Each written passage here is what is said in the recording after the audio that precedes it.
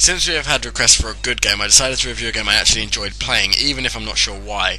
Infinity Online is like a crack baby of Dynasty Warriors and Grand Chase, and if this metaphor's meaning eludes you, here's a proper detailed review.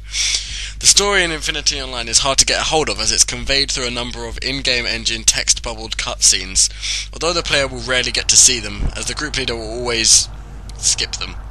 And rightly so.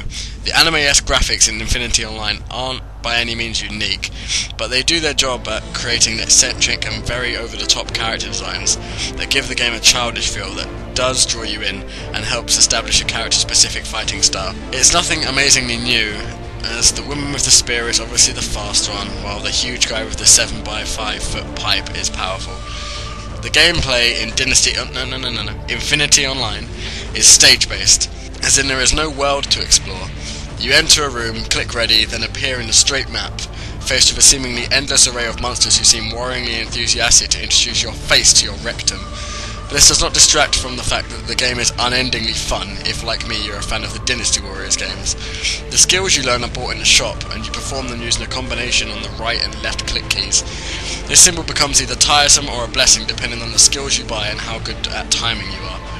You play the game as a number of different characters and you level up on a base, meaning once you hit level 4, all of your characters are level 4. I liked this system as it got rid of my main issues with Grand Chase's leveling system, which was I had to level each stupid lolly separately, as if the game was trying to extend the torture. The characters you play as all have interesting fighting styles, and I was generally interested in getting the next move.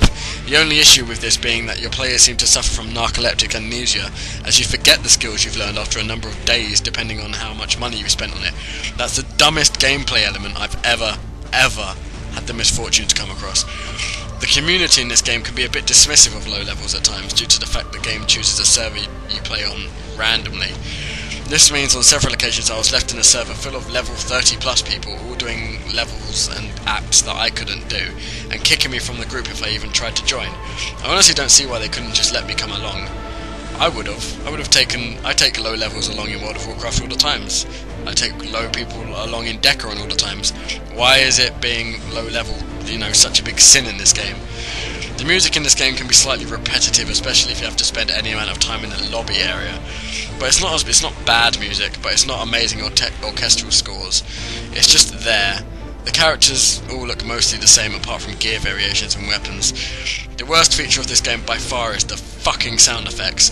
Every time a monster dies, it has the exact same sound as its kin.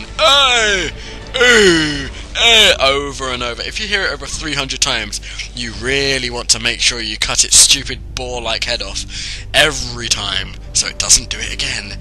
At points it gets so bad that you actually have to turn the sound off and put your own music on. The premium system in this game isn't too bad, as there are things that can only be bought with cash, but most of it can be bought with either in-game money or the premium money. In conclusion, Infinity Online is a fun hack-and-slash game that's basically Dynasty Chase Online. It's not a half-bad game if you're looking to chop up some rabbits. If you're tired of guns and feel like swapping shooty gun for slashy stab, then this is the game for you. If you want a game with a little more gameplay variation, stick with guns. So, only because of its lack of really interesting gameplay features, I'm going to give it a 7.4 out of 10. But I want everyone who watches this review to give it a try for at least an hour, because it can really help if you're in a bad mood.